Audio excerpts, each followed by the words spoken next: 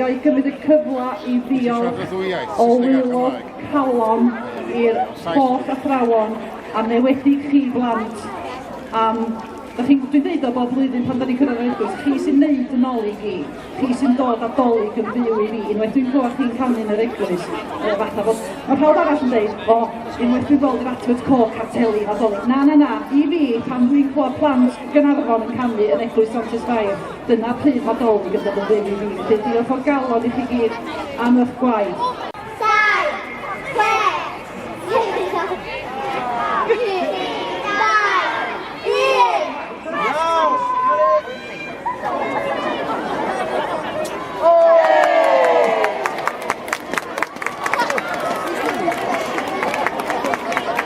Diolch yn fawr.